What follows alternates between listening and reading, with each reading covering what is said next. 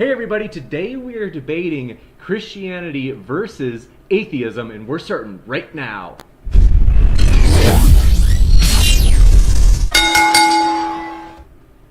Glad to have you here, everybody. Very excited as we have two gentlemen facing off for the first time. We have the man that has become, sorry I introduce you like this every time, Josh, notorious on Twitter for his trolling and barbaric methods. So we are happy to have Joshua Brister back, as well as TJump, who just had a big debate, and I'm sure he's going to have a lot of other future big debates, as both of these guys are skilled in debate and well-read. So with that, we're going to quick check out the upcoming debate this Monday, what we are especially excited about, as for the first time, Kent Hovind and Dr. Cy Gart will face off in a debate on whether or not science and religion are at war. A lot of you have said, hey, we want a Christian to represent the old earth position.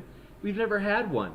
And so this is my hopeful answer to your request, for those of you who have asked for it, is that Cy Gart is a Christian and an old earth Christian, and he and Dr. Hovind are, or Kent Hovind, I know there's controversy over the fact that his, well, we'll talk about that another time, but Kent Hovind, Cy Gart, very exciting.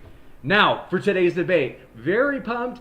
The debaters' links are down in the description. See down there? See, like I go peek down there and see them and like almost grab down. So we're glad to have them here. You can check out their channels. And last, if you're new here, want to say, hey, hit that subscribe button. We'd love to have you back. We've got a lot of debates coming up, very exciting ones.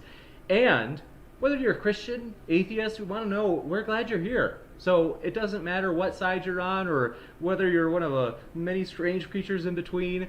We just want intellectual, ideological diversity.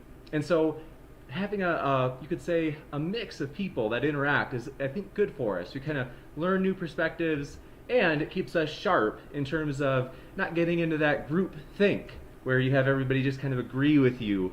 And moreover, I can't help but express my thankfulness for the debaters, as they share kind of the highlights of their reading, you could say. And so that's the hope, is that this channel will also kind of be about vicarious learning, where people get to hear the strongest arguments that people have distilled down from their hours and hours and hours of reading.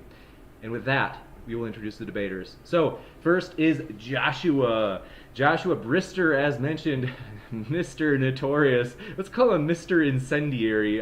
Josh, glad you're here. If you want to share what you've been up to at your channel, we will give you about 30 to 60 seconds to share what you've been up to, whether it be on your channel, Twitter, organization, blog, anything like that. I know you mentioned a paper that you might want me to share, so Josh, the floor is yours.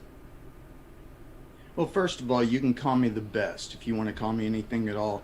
I did do a paper when I was being mentored by Dr. Gary Habermas. I did a paper on miracles in their plausibility. I worked with probability calculus in the historical method. You can check that out. It should be on the in one of the links. But I really appreciate being here. I thank you, and I thank Tom. Radical. Thank you very much, Josh. And TJump, glad to have you back. And Tom, I got to tell you folks, Tom is always ready to jump into a debate. Doesn't matter what it is. He's like, oh yeah, I'll take it. So glad to have you here, Tom. And as mentioned, both of their links are in the description. Tom, what have you been up to at your channel? Not much recently. I've just been sick, lazing around in bed mostly for the past like week and a half. So, but normally I do debates like these, so I enjoy them. You bet.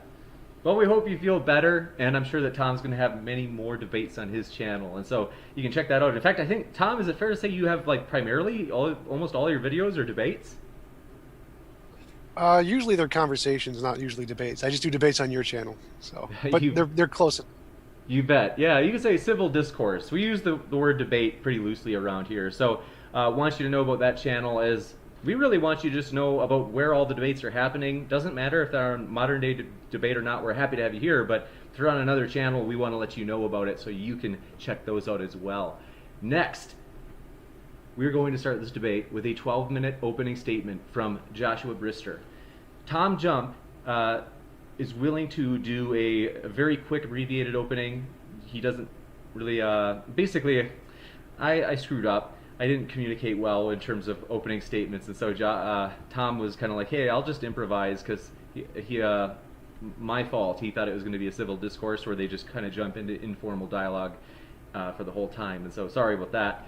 But Tom was a major team player, willing to do kind of a improvised opening statement that won't be quite 12 minutes, and so we're happy to have that. Then it's just right into the open discussion. By the way, Paul Quantum Whales, I think I recognize you, buddy. I saw that somebody banned you. One of our mods banned you. Really sorry. I don't know who it was, but I'm bringing the hammer down on the mods because I'm like, gosh, you guys, why do you freaking keep banning people?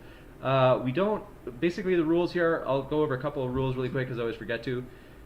The only way that mods should ban anybody is if they like use explicit like hate speech. If they use like the N-word, yeah, ban them. But otherwise, you really shouldn't be banning or timing people out or deleting their messages unless it's hate speech. So with that, also want to mention, if you have a question during the debate, just put an @ModernDayDebate in the comment section. That'll let me know that it's a question for one of the speakers, and that way I can scoop it out, put it into our list. And if you have something more other than a question, like a comment from one of the debaters, we offer a super chat as well. So if you want to do super chat, you can fire it into there, and basically I'll see that, and we read super chats first. And as mentioned, super chats don't have to be questions; they can be comments. So with that, very excited. I'm starting the timer.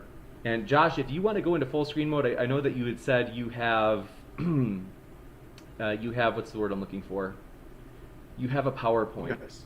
So we are going to set up Josh's. It's coming. I'm pulling in the source. So we have Josh's PowerPoint being set up at the moment, and so basically we're going to have, as mentioned, a 12-minute opening for Josh in which he shares this, and then we will have Tom give his opening. And Josh, you are set to go with your PowerPoint. So on your first word, I'll start the timer, Josh. Man, writes Lorne Isley, is the cosmic orphan. He is the only creature in the universe who asks why.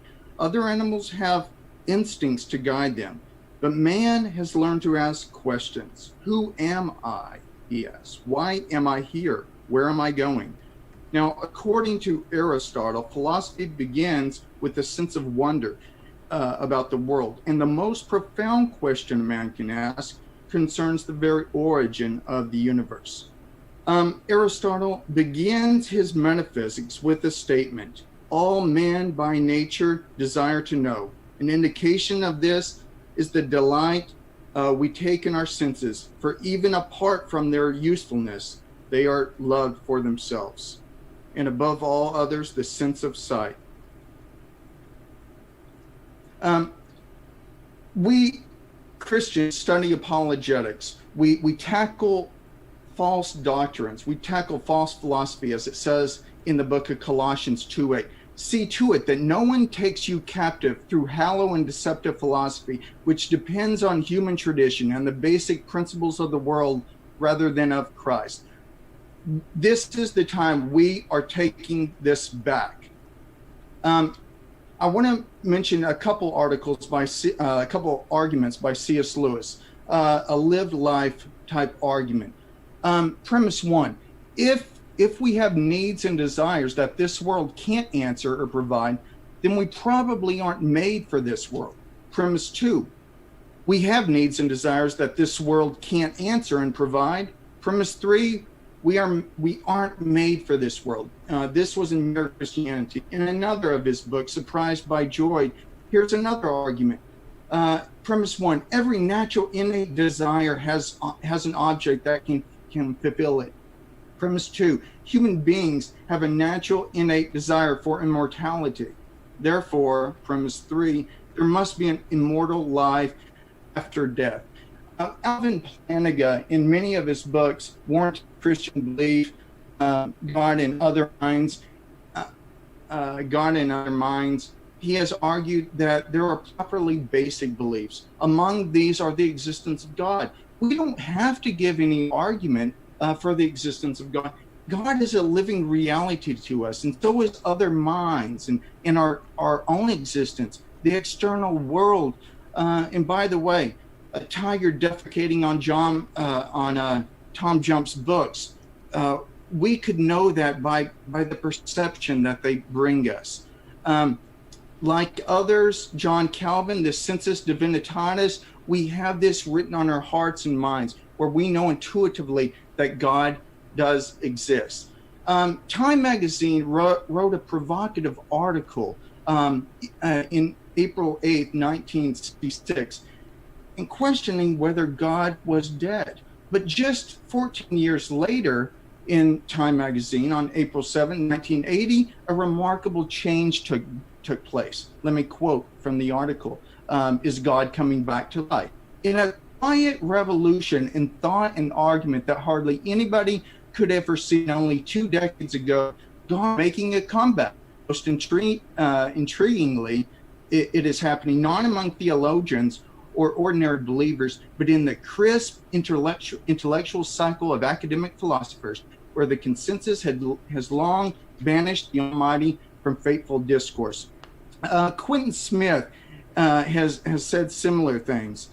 Here's something from Quentin Smith. He said, God is not dead in academia. He returned to life in the late 1960s, and is now alive and well in his last academic stronghold, philosophy departments.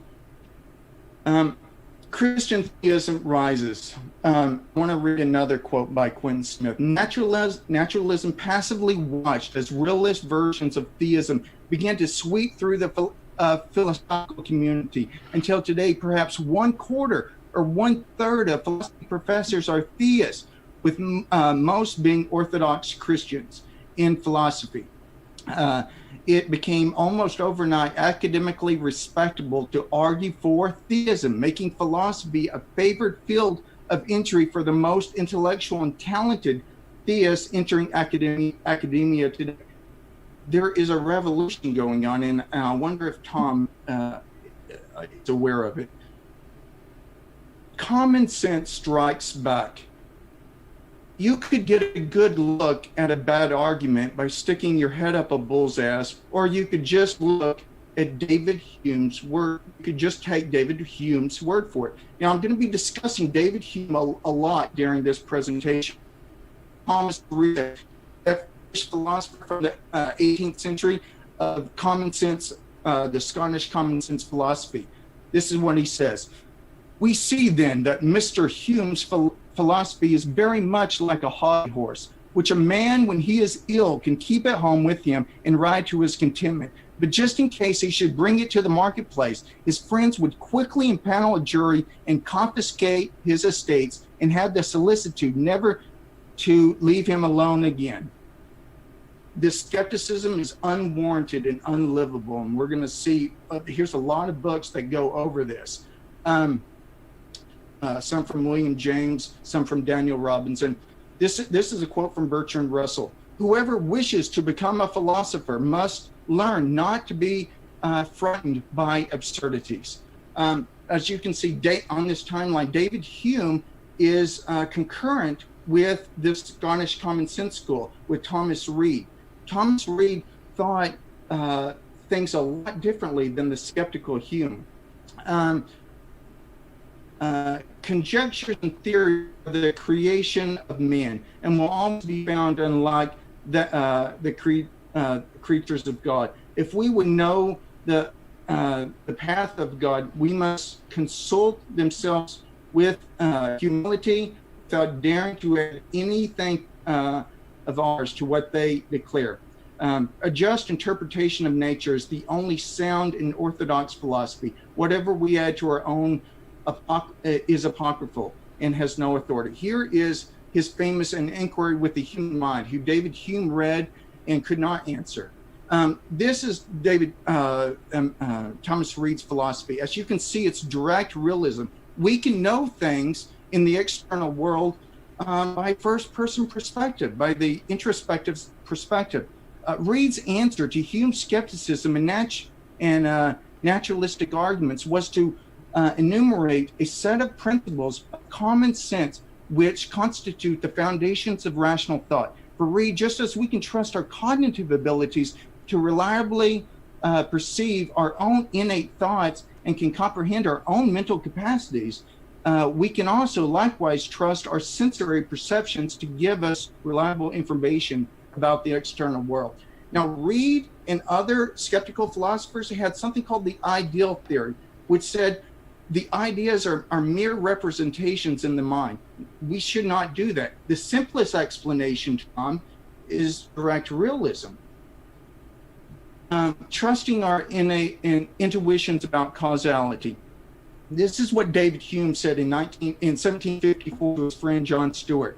But allow me to tell you that I never asserted so absurd a proposition as that anything might arise without a cause. I only maintain that our certainty of the falsehood of any of that proposition proceeds neither from intuition nor demonstration, but from another source. You see, in real life, he doesn't doubt causality. He doesn't doubt any of these things. Neither should you, Tom. J.M. Mackie, the famous atheist, he confessed, still, this causal principle has some plausibility in that it is constantly confirmed in our experience. He also used reasonably, reasonably in interpreting our experience. That was in Mackie's famous The Miracle of Theism. There are a few different types of explanation. I think you really need to pay attention here, Tom. Scientific explanations versus personal explanations. Just because we can give a scientific explanation of our mental thoughts, that doesn't mean we can't have a personal explanation.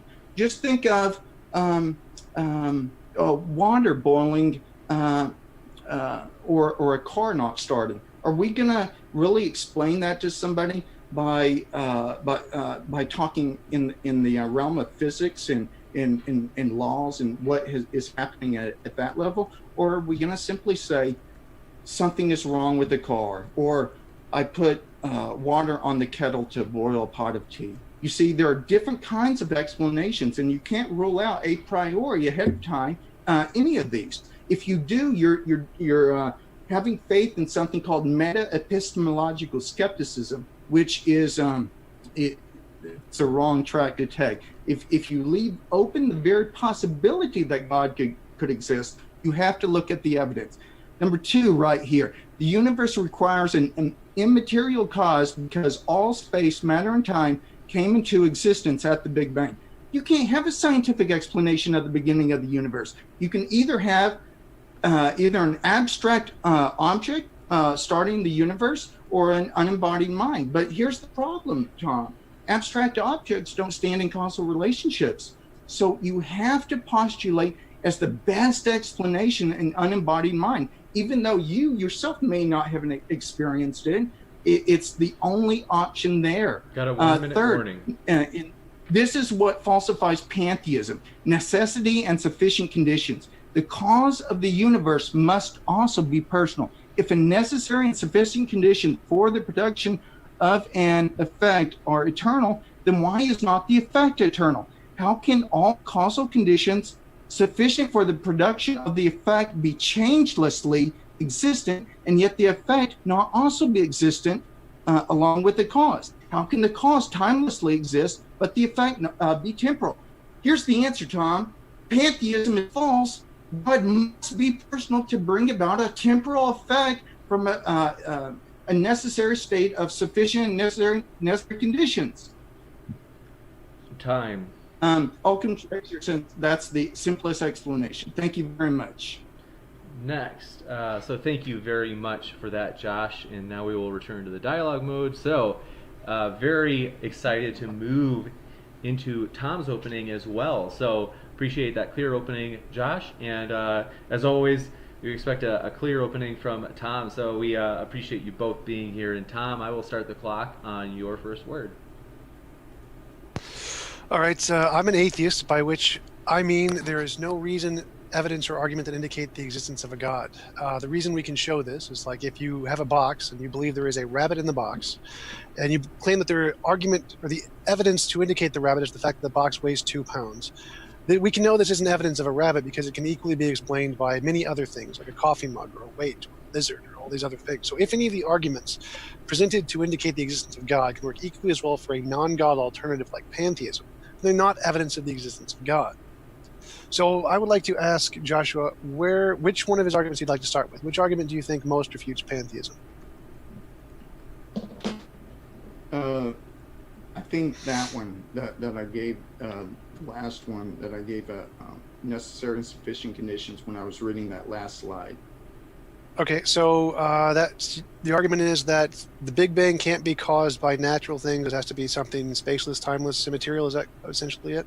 It has to be something personal for an effect to arise from a timeless and changeless state of affairs. Otherwise, there would never be an effect. If the cause is timeless and changeless, why isn't the effect timeless and changeless?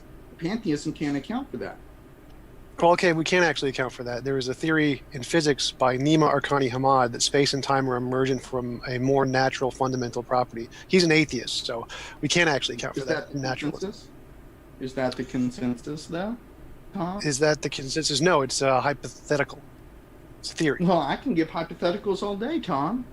Right, so but we can account for it. So it is possible to account for it. You can't just say it's impossible. So we have a physics theory in physics that's published and supported by academic journals that it is actually possible to support this with purely natural things. So you can't then argue that it can't be done. Okay, granted. It's possible that the moon is made out of cheese, Tom, but it's not likely.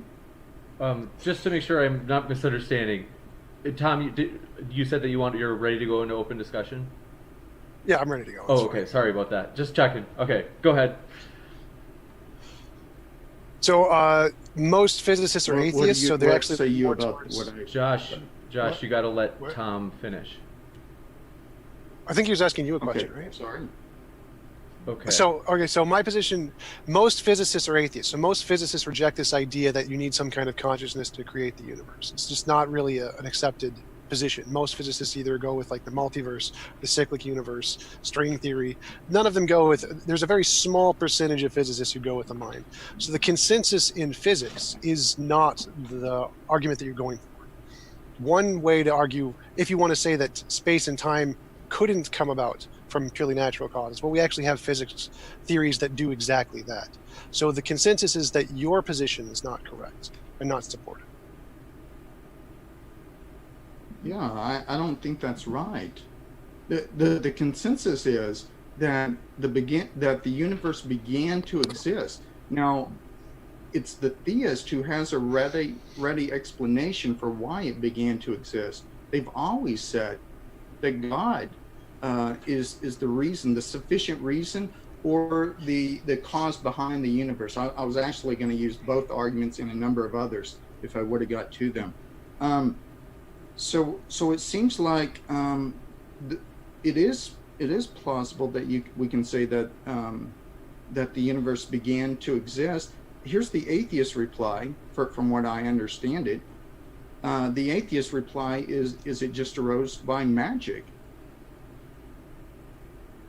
Well, no, it arose by other physics, because all of these physics theories, like the multiverse, the cyclic universe, Nima Arkani Hammad's model, all of those are just different combinations of the math used in principles, particles, and laws in physics. So they're all just different combinations of stuff in the field of physics.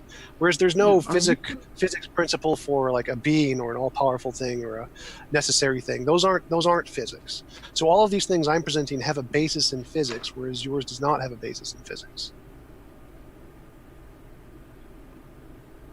Physics was put in at the initial cosmological singularity, and I have a plethora of quotes from Paul Davies, Vilenkin, the Borg-Vilenkin, a number of others, Christopher Isham, the British physicist, so many that would say otherwise. They don't speculate on that. So Stephen Hawking actually disproved the singularity hypothesis. He was actually the one that presented it in his doctoral thesis, and then he disproved it later. We don't use imaginary time.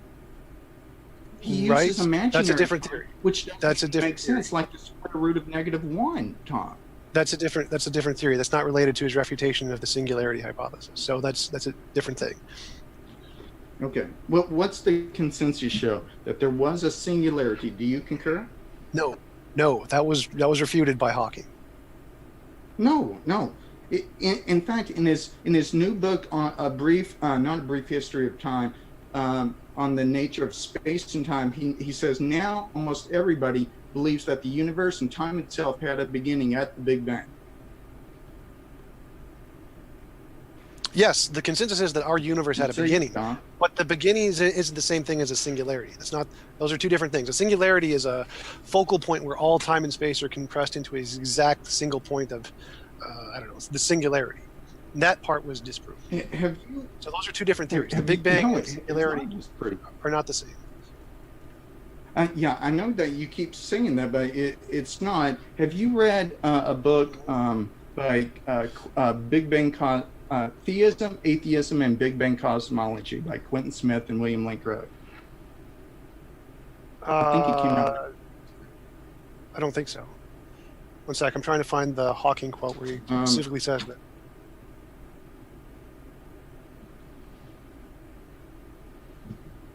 Quentin Smith says, at least if you're if you're an atheist, you must believe that the universe came from nothing and by nothing. That's Quentin Smith. He's one of the top atheist philosophers. Well, I'd say he's wrong. I don't agree with his assertion. All right. So for my example, pantheism is just an eternal, necessary, all-powerful nature. So I can say that nature is eternal and our universe came as an expression of this eternal nature, kind of like the multiverse theory. Our universe can have a beginning, no problem. But there can still just be more eternal nature behind that. So the Big Bang only indicates that our universe has a beginning, not all time and space.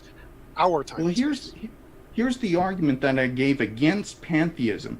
Pantheism, hold on, let me ask you a question first. Do you believe that pantheism is all is God and God is all? Or what would the definition of pantheism be? No, I'm going with naturalistic pantheism. So that's just nature is all, essentially. So I'm applying the godlike properties to it. So nature has no agental powers. Would you concur with that? Agent, yes. No, it does not have any agency or consciousness. I wasn't sure. Agental. Caught me off guard by that. Yeah, so here's what I said. I specifically said this in my slide on causal explanations, 3 types, and the third one was necessary and sufficient conditions. The cause of the universe must be personal. And here's the argument. If the necessary and sufficient conditions of the for the production of the effect are eternal, then why is not the effect eternal? How can all the causal conditions be sufficient for the production of the effect be changelessly existent, and yet the effect not be existent along with the cause? And lastly, how can the cause timelessly exist, but the effect be temporal? And it seems if there is no agental powers or capacities from your pantheistic, naturalistic hypothesis, then you must go with a personal agent that wills an effect from eternity. Or you believe in magic. How does that not falsify pantheism? Because I just don't accept pretty much anything you just said. I was having a hard time following that. So there can be an eternal part of nature we haven't discovered yet, and that eternal part of nature created the temporal part that we find now. So there, like you mentioned, Hawking's imaginary time. There can be different kinds of time. So the time and space that began that occupy our universe is only one kind of time and space. So there could be other kinds of time and space. So the fact that something has a temporal status isn't a problem. Are you speculating and thus going against the consensus? Because it seems like it. No. Again, the consensus in physics is not that you need a god or a mind or anything. This is just a minority position in the philosophy of religion. Most philosophers reject that. Most physicists reject that. The consensus is completely that you're wrong. Well, I think you're trying to convince yourself of that, Tom. The physicists don't they're not theologians. I've talked to some of them. I talked to Valenkin also, and see if he concurred what Craig said about his quotations in his debate with Lawrence Krauss. I don't got any of those quotes, any of those emails with me, but he said, yeah, all the evidence we have is that the universe. You cut out. You still there? Did I just hit something, James? I still hear you, but it's much more faint. So, Okay. I think, there you go. That's a little better. I wanted to say one more thing, Tom. Occam's razor would say that we should not multiply causes beyond necessity, but have the right amount of causes to bring about the effect. The argument Right. that I gave. I would agree with that. You I would need, agree with that, but I would say that if you're some cause to bring the effect about, if the cause is eternally present, but the effect is temporal, then why is it temporal, Tom? because the cause Why isn't created the time. universe eternal? Well, parts of the universe or parts of nature are eternal. But if you create time, create a dimension of time, then it's going to have a temporal beginning, and everything in that space-time is going to be temporal. So it's like if you create a kind of time and put stuff into that kind of time, then it's going to have a temporal beginning. I mean, that's Alright. like the multiverse theory just says that the eternal inflation. It's the eternal inflation theory. So the inflation is eternal, even though our universe had a temporal beginning and is temporal. The eternal inflation is eternal. So there's not a problem with that in physics. You're trying to explain away the absolute beginning of the universe by arguing for the multiverse. Now, that's not the simplest explanation because we don't have any evidence for these bubble universes, but we do have evidence of the beginning of our universe. So it Right, seems to but me that- that the consensus. That's what it seems to me. Well, the consensus is, I'm pretty sure, on my side, since like 75% of philosophers are atheists and like 80% of physicists are, or something like that. But just to go with your point here, you said the simplest explanation. I agree, we should go with the simplest explanation. And an all-powerful being who can create infinitely many multiverses is infinitely less simple than just asserting the multiverse. So the multiverse would be simpler than a God hypothesis at this point. But, And that's but just the one of evidence as many. that hits our. But Tom, the evidence that hits our perceptions from the direct realism that Thomas Reid was talking about is that we only experience one universe. The evidence points that there's only one universe. So it seems to me that you're using an ad hoc reasoning to postulate many universes because a single universe coming into being, it smacks you of theology. I think you're being theologically biased here. Well, I kind of agree with you because I'm using your own argument here. I'm saying the universe had a beginning, or our universe had a beginning. And if you want an explanation for that, you could say it's an all-powerful, all-knowing, all-loving being, or you could say it's just an all-powerful nature, like a multiverse or something. And the all-powerful multiverse thing is simpler than the God hypothesis because God has lots of these other properties and create many, many multiverses. No. My argument was that with necessity and sufficient conditions, the cause of the universe must be personal. That was a defeater, a rebutting defeater against your view of pantheism, naturalistic pantheism. That in philosophy, there's not that many knockdown arguments, but I do think that this is a knockdown argument because pantheism doesn't have any gentle powers to bring about a temporal effect from a timeless and changeless state of affairs that which our universe would have been. Right, and I'm saying that pretty much everyone in physics and science rejects that hypothesis. That's just asserted nonsense from most theists. I apologize, I didn't mean to be insulting there, but it's not an accepted premise. I mean, most scientists, most physicists are naturalists, and the mind is essentially, or consciousness and agency are products of physical interactions. You can't have a mind without temporal time and space, because minds can only exist within time and space. So there isn't any support at all for this idea that the universe can't come about unless there's a mind. It's totally ad hoc from the perspective of most philosophers and physicists, who are actually the experts in this topic. Yeah. Hold on one second. I'm trying to. Would it be possible, Tom, that I pull up my slides and we debate the various things that I have back and forth? Where we can try, I guess. I don't know if I'm going to be prepared on that, since I haven't researched any of those specific. I'm trying to. I feel like I'm illiterate right now because I cannot find the link. This is kind of embarrassing. There it is. Sorry. So I can go ahead screen share, and we could go into my arguments and we'll go back and forth. Would that be okay? Ready. Sure, go for it. I don't care. Okay. Okay.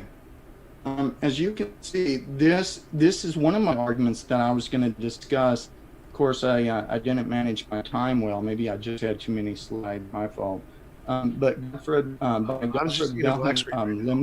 Yeah, we're not seeing your. Oh, there it is. Oh, we do see a slide. Okay. Okay. By Limnes, premise one. Leibniz. Everything that exists has an explanation of its existence, either in the necessity of its own nature or in an eternal cause. The universe has an explanation of its existence. That explanation is an external, transcendent, personal cause. Premise 3, the universe exists. Premise 4, for the explanation of the existence of the universe is an external, transcendent, personal cause. Now, what don't you think is correct here? Well, I can just remove the personal cause. There's no need for a personal cause at all. I can grant premise 1, everything that exists has an explanation of existence or whatever. And I can just say there is a necessary property that is a part of a nature that we just haven't discovered yet. So pantheism can be the necessary cause of nature. That's a speculation. Hold on. Well, let's right, let him finish. It's an assertion. It's an assertion, just like you assert God has this property. I can just assert nature has this property. It's just an unsupported assertion on both counts. We can both make up answers. The atheist position is that we don't know what caused the universe, but the theist is making up an answer. So the atheist can just mirror your answer and just make up an answer in the opposite direction. Now, okay. Now, if you do believe that the universe began to exist, or observable universe at least, and I could give you Vilenkin and others who said all I these grant other that. theories. I agree. Okay. Then you're gonna say that the universe did not have to begin to exist, right? Because there was nothing else. So if you believe that, you're gonna say it's contingent. No, I'm not saying there was nothing else. Either it popped into existence. So again, I'm saying the universe, what else could our universe is just one universe. Our universe had a beginning, our one universe. There could be other universes that did not have a beginning. There could be a multiverse that did not have a beginning. Yeah. So our universe having a beginning isn't the problem. The personal thing, which I reject, and most physicists reject, and most philosophers reject. Necessary conditions like a law could never produce a temporal effect. I don't think it was very plausible. The universe began to exist. Because it did. See, this is the Achilles heel. There's no problem here.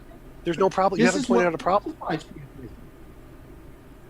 Where's the problem here? What is the problem you're trying to point out? There's no problem with saying the universe has a finite beginning. Okay. Let's go back to the slide. If the necessary and sufficient conditions for the production of the effect are eternal, then why is not the effect also eternal? How can all the causal conditions sufficient for the production of the effect be changelessly existing, and yet the effect not also be existent alongside with the cause?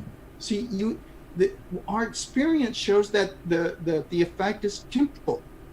Unless you say it just popped out of it into existence out of nothing and by nothing, by magic, then you're gonna need a cause powerful enough to bring the effect into existence. Right, I'm agreeing with that. I agree with that. Eternal. I'm just saying it's not personal. It's not a theistic necessary powerful cause. It's a naturalistic necessary powerful cause called naturalistic pantheism. So just take the God, remove the consciousness. You can get everything we see around us just fine.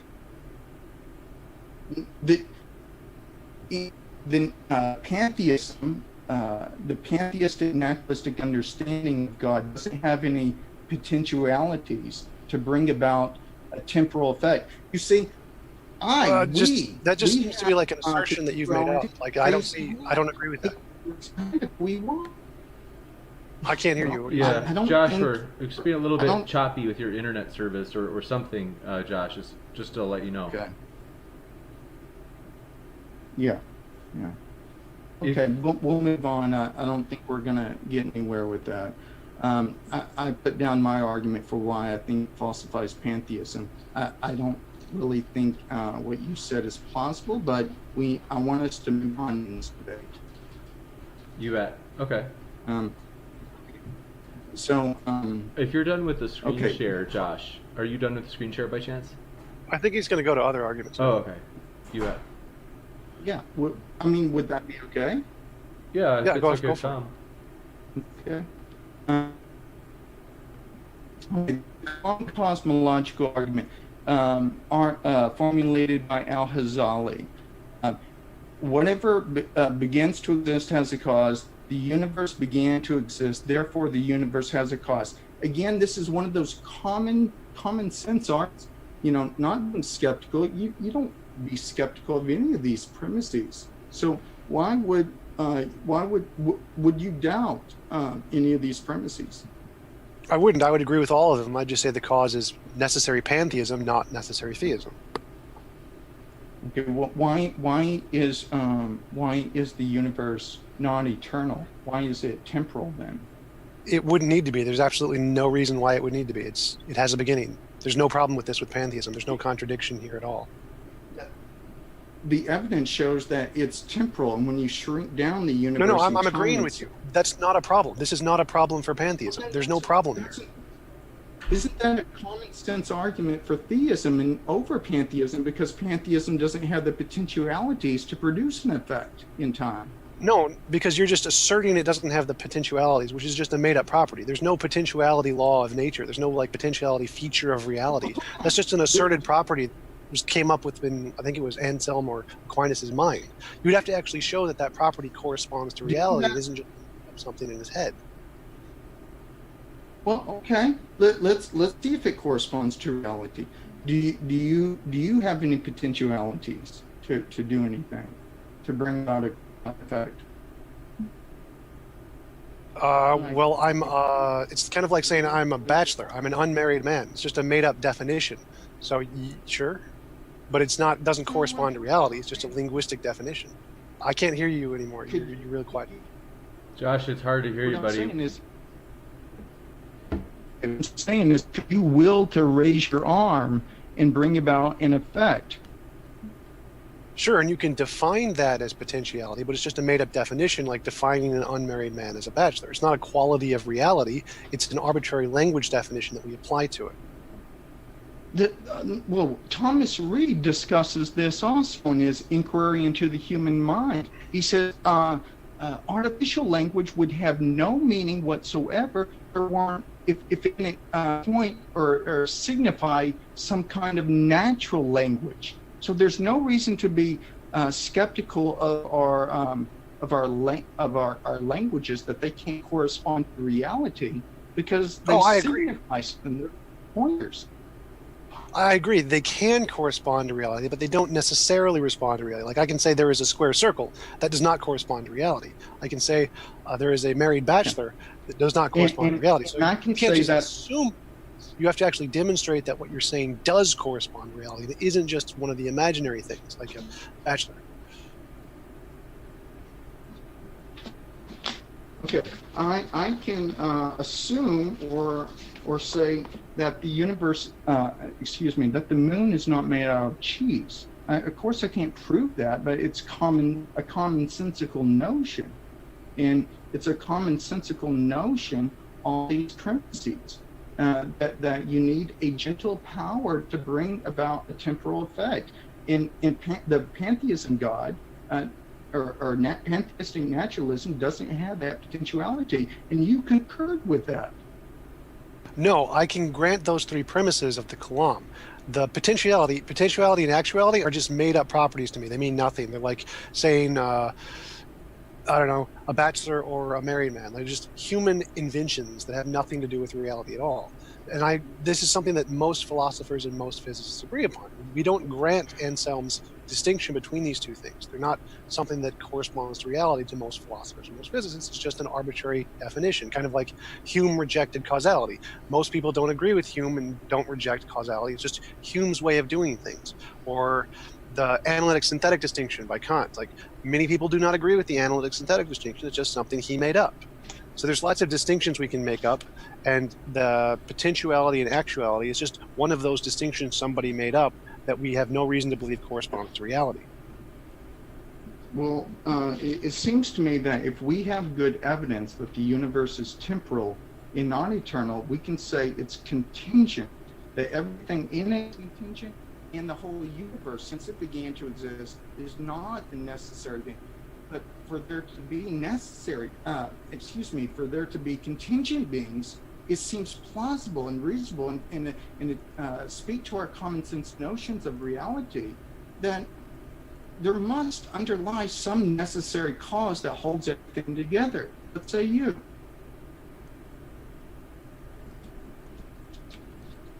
Can't hear you. Yeah. Oh, sorry about that. Yeah. So I agree with everything you just said. I just say the necessary cause isn't theism. The necessary cause is pantheism. And can you? Well, you're getting quieter. Again, we're back to the beginning of the universe. Josh, we need you. Which is not a problem for pantheism. The beginning of the universe is not a problem for pantheism.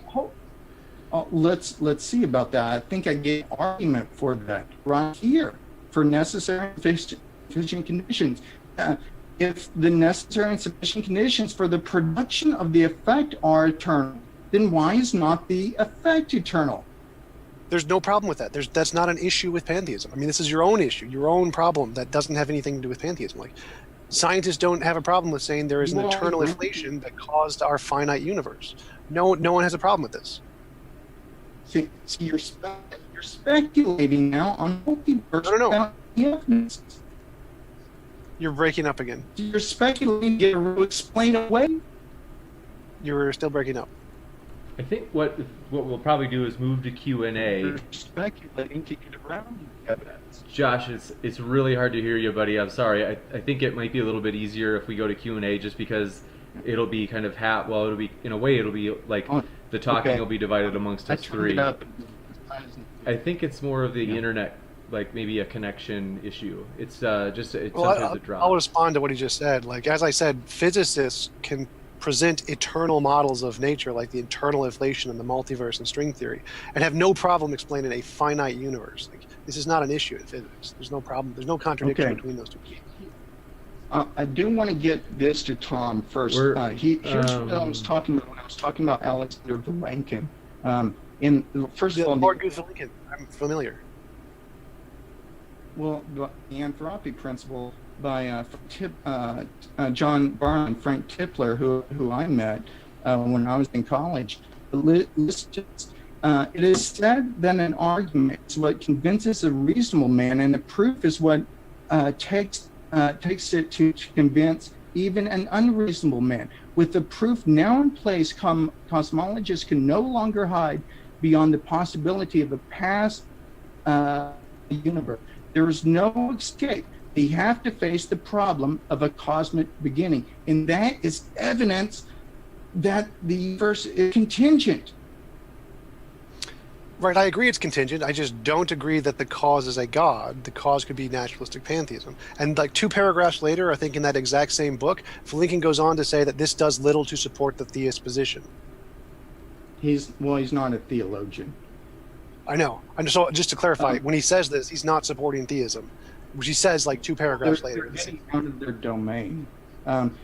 According to Blanken, none of these scenarios, the inflation theory, the cyclical theory, can actually be past eternal. He concludes, all the evidence we have says that the universe had a beginning. There are no models of that at that time that provides a satisfactory model for our universe without a beginning. All this is common sense to show that the universe is finite and requires that something is eternal behind the universe. Now, right, and I'm agreeing with all of that. I'm just saying it's not a god, it's just naturalistic pantheism. And also there are people, lots and lots of physicists who reject that. Sean Carroll argues that that's wrong. There's the imaginary time theory. Hawking argued that was wrong. There's Susskind argued that's wrong. Ellen Guth specifically said, one of the other authors said that the BGV does not show that there's a beginning to the universe. It shows that there's a beginning to inflation. It's a quote from Ellen Guth. All right, I think what we're going to do, Josh, is it's definitely cutting out, and so I gave you a shot, but the internet is kind of, something's going on again where we can't quite hear you. So given that we just gave Tom the last word, and given that you had started, I think it's a good time to move into the Q&A. So with that, we do have a lot of great questions, and we're going to switch back over to the dialogue box. And next, I want to say, anybody, if you have extra questions, if you just shoot them into the comment section or the live chat and put an @ModernDayDebate, that'll let us know that it's a question for one of the debaters, and you can just let me know who it's for, and I will ask it. So thanks for that, and here we go. So Karag Nightwolf emailed beforehand. He's dedicated. He said, I assume this would be for Josh, although I guess there are atheists that are pro-life too, or anti-abortion, whatever you want to call it. If you are anti-abortion, do you believe that once a woman conceives, she loses certain rights to her body and should be forced to remain pregnant and then regain those rights as soon as... By the way, I guess I should ask the debaters, do you guys want to field questions that are not pertinent to this debate? Because I don't know if this question is per se, and I usually try to defer to the debaters on that since they're the ones debating. I say if they, if they asked it, I guess, but I'm not prepared to answer all of these, but I'll do my best. Okay, so I will continue reading. It's a little, yeah. So, if you are anti-abortion, do you believe that once a woman conceives, she loses certain rights to her body and should be forced to remain pregnant and then regain those rights as soon as she gives birth? Do you believe there should, so it's 2 questions. Then also, I'll let you answer the first question and then I can go to the second one. Well, I think that there is a natural law that forces us to act responsibly as people in how we are in reference to God. That there are certain ways, correct ways to live. This is what Thomas Reid was arguing against David Hume and others. I tried to argue against this in other ways, but this natural law, I do think, is what binds us. And for a good reference, and I showed one of the books in one of my early slides. It's by Daniel Robinson. Daniel Robinson. It's probably one of the most sophisticated books on natural law. It's called Praise and Blame, and it's very sophisticated. I hope everyone could get your hands on it. Gotcha. And just had a super chat. Thanks so much from Bobby. We totally appreciate your super chat. And let me just, the scroll is moving fast on me, so I'm going to quick track it. Okay. Bobby, forgive me if I pronounce this wrong. Is it Ilapagu? Forgive me if I got it wrong. As I said, I'm trying my best. But we appreciate your super chat, and he asks, or says, common sense, quote unquote, is often unreliable in math and science. So I think that would be to Josh. Yeah. Well, common sense is we have to live by common sense, and usually it is extremely reliable. We trust our intuitions about space and time, um, about the external world. Um, we we trust those things are reliable, that our sense perceptions and our cognitive abilities are reliable. There's no reason to be skeptical of those things that hit our uh, hit our minds and how we interpret those things. You see, we're interpreting so much information, and by signal detection theory and pattern recognition from our eyes and hearing and so forth, we live according to an interpretive framework that has been shaped not just by evolution and the evolutionary history of our species, but by history and culture too. That's why uh, atheists have a lot to be thankful for, especially, uh, they have a lot, they have to be thankful to Christians and church history, I believe.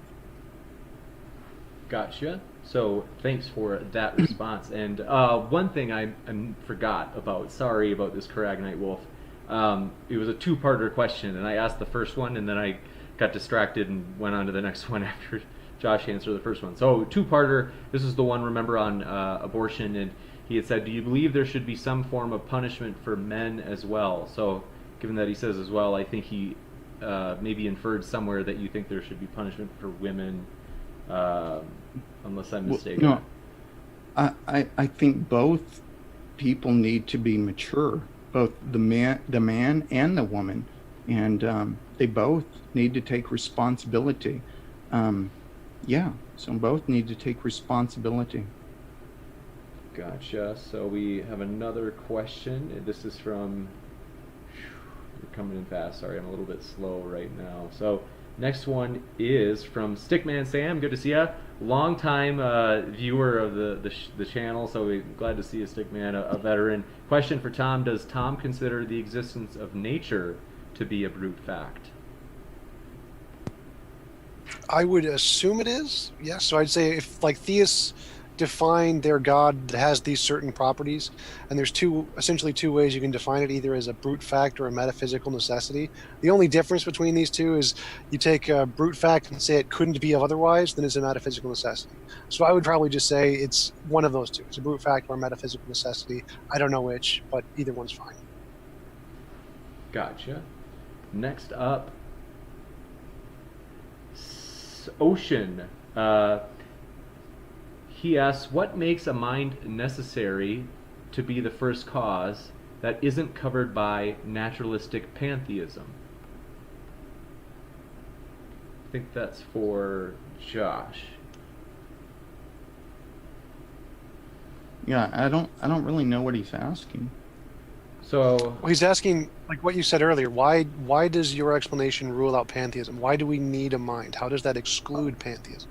I well, in my view, I think I answered this. I think the Christian apologists of the 17th and 18th century, when they were arguing against Spinoza, they answered this. How can there be a miracle in the world with God already having a historical miracle in the world in history, when God already laid the foundations of the world? And I think they answered that. The way that I tried to answer that here was that there are signs of credibility.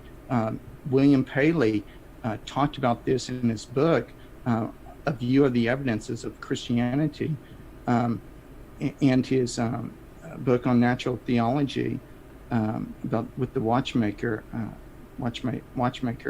example. That if there's a temporal universe, if it began to exist and it's not eternal, why is it not eternal? A pantheistic naturalistic hypothesis has no causal agency, and it doesn't have any potentiality to cause anything. So it would cause something from eternity, just like a natural law would. And remember my first, that slide, my first one, what was talked about a scientific explanation versus a personal explanation. We intuitively can bring about effects in the world. So I think that's analogous to this argument and shows quite plausibly that pantheism is falsified.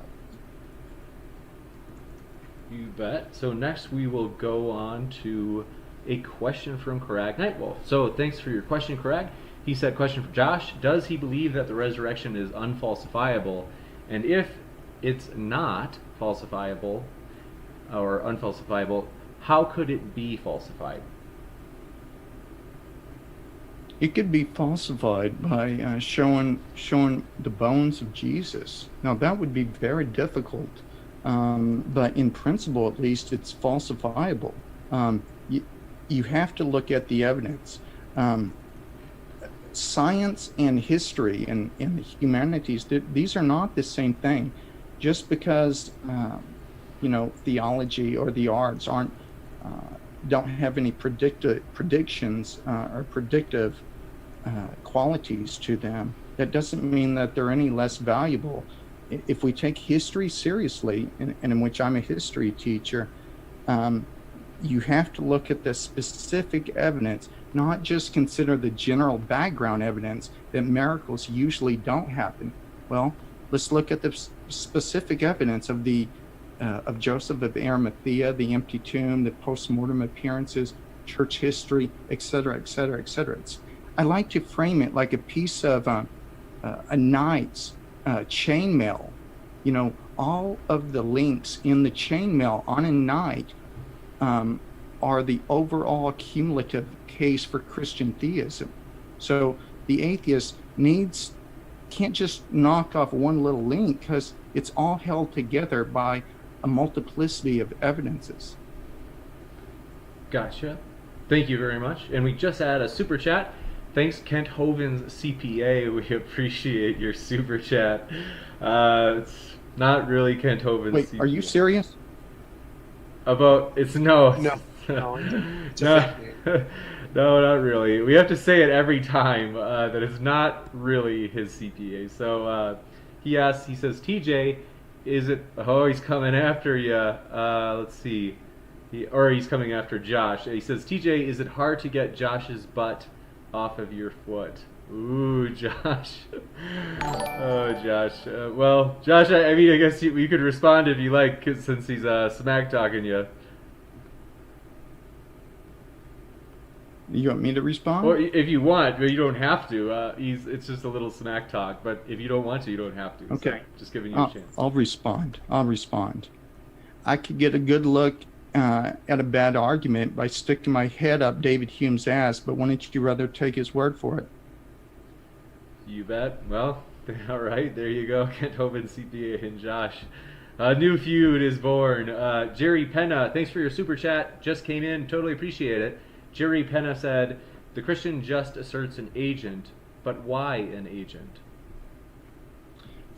Thomas Reed, when he was replying to Hume in an inquiry into the human mind, he says we would know nothing about natural law if we didn't use by analogy active powers that we have to raise our hand or to bring about an effect in time. In fact, I don't know if you're aware of this, the philosopher G.E. Moore, in his, he wrote an article, A Defense of Common Sense, or something like it. It was one of my slides. And he said, you want me to prove that the external world exists and all this, and that I have active powers? Here, I raise my hand. Here, I raise my hand again. This is G.E. Moore responding to Bertrand Russell and many of the Vienna School of Atheists at that time. Gotcha. Next up.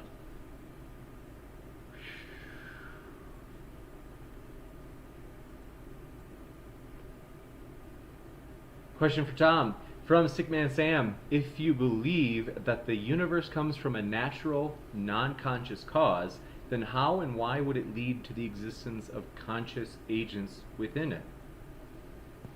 I could say that it has some property or some law in it that makes our kind of universe a necessary result, kind of like how theists claim that God has these properties that make our universe more likely to be created than any other kind of universe. I can say there's similar properties as a part of pantheism as undiscovered laws of its nature, which make our kind of universe more likely than other kinds of universes. Can I have a 10-second rebuttal? If it's okay with Tom. Sure, go for it. Yeah, Limnes, he wasn't talking about that. He was saying, why does anything exist rather than just nothing at all? And the theist has a ready reply to that. The atheist does not. Gotcha. Next up, Sheepwork. He says, assuming Christ is true, then wouldn't that be superior since we have eternity and atheism doesn't? Like Pascal's wager. My guess is something. I would just go. Go ahead. I'm pretty sure he's asking something like Pascal's wager. So essentially, there could be an eternal afterlife that's natural. Like there could be souls that are natural that we just haven't discovered yet. There could be an afterlife that's natural that we haven't discovered yet. We can always make stuff up about things we can't verify. So I mean, there could be other kinds of God that would be even better than Jesus. So I mean, it would always be better if there's something that exists that rewards you for belief and gives you an afterlife. Of course, that's better. But it could be a God, because the Christian God sends lots of people to hell. So I would definitely think that's one of the not better options. Can I ask you something, Tom? Sure. Do you want there to be a God? Depends on the kind of God. If it's a really nice God, like what I would imagine, yes, I would want that. Christian God, not so much. Gotcha. Next up, thanks very much for that question. And Adam Jubb has a question. Let's see. That's actually more of a comment. Ocean. Oh gosh, hold on a second. I'm sorry. I forgot. I'm a little bit behind on some of these. Rob C asks, Josh, how do you prove that Yahweh is God and not Allah? Oh, you need to look at the historicity of the resurrection of the New Testament, of church history. In the Quran, there seems to be a theme that God doesn't love everybody. In the Bible, there's an opposite view, in that we are saved by grace. I believe that's the only religion, indeed, if you could call it that, that says we're not saved by works, but we're saved by grace, or by faith, by grace through faith. I hope I'm not saying that backwards. Also, Islam denies the crucifixion of Jesus. So there's a multiplicity of reasons why I believe Christianity is true. Gotcha. Rather than Islam. Next up,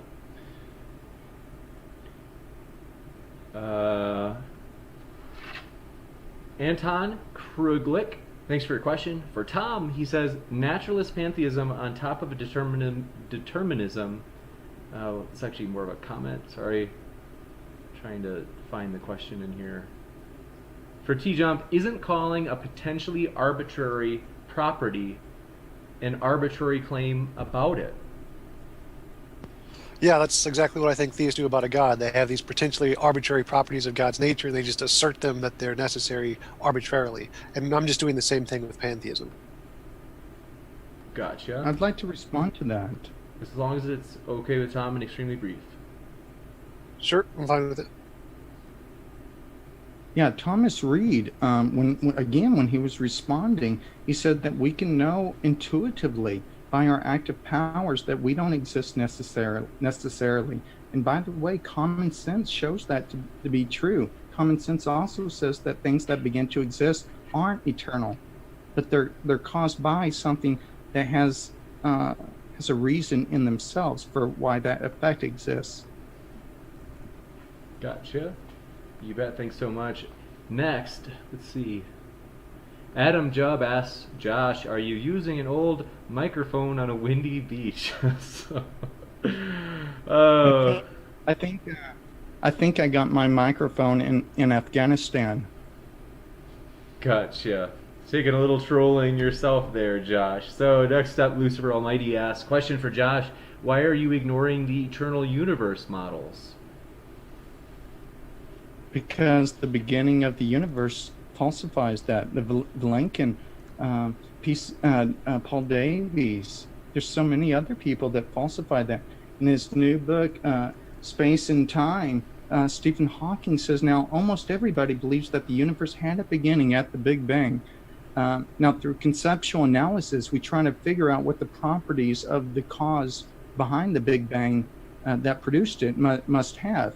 Since the universe is not eternal but finite, we have to argue back with philosophy. And I think philosophy shows that God does exist. Gotcha. Thank you very much. So, next up, Skyout, by the way, see what you're saying in the chat, bro. Really no need for that. So, let's see. Next up, new question. So, 20 Faces asks, if God made the conscious decision to create the universe, then he did so because he wanted to or needed to. How can a perfect being have needs or wants that have to be fulfilled? Okay, can you read that one more time, please? You bet. He says, if God made the conscious decision to create the universe, then he did so because he wanted to or because he needed to. So how can a perfect being have needs or wants that have to be fulfilled? That's a good question. I believe God had a timeless intention from eternity to create a temporal effect because God is necessarily love, and that's one of he's all good. That's one of his qualities, and he wanted to see the maximum number of people down through the historical process to come to a loving relationship with him. Gotcha. Next up, Correct Nightwolf, for Joshua, does he believe God is an all-knowing? God is all-knowing, and if he is all-knowing, what method did he use to determine that this is true? So I think he's asking, Josh, what method did you use to determine that God's all-knowing? Did I use to determine it's true? Yeah. What method did I use? Yeah, like what's your epistemic lever? Like what was the way in which you came to know that that's true? Possible world semantics. I believe God is the greatest conceivable being with no room for potentiality. The pantheistic, naturalistic version of God doesn't have the potential to bring about an effect from eternity. If the cause was eternal, the effect would be eternal. But the evidence shows that the effect is not eternal. So I just argue backward. Since the effect is contingent, something must have brought it back that isn't contingent. Gotcha. And last one, so sorry about that. We have got to wrap up pretty quick. But Skyout asked Tom if he wants to debate. So, yes, the answer is always yes. Oh snap! Well, it's on. That could be an exciting one. So, hopefully, we'll get to see these guys, and that would be a lot of fun. They're both enjoyable. Yeah, Josh. We'll be able to wrap up. Can I say something to Tom before we leave? Sure, go for it. Well, sure. I really wanted to go over. I really wanted to go over. There were a lot of other arguments. I'm sorry we didn't have enough time.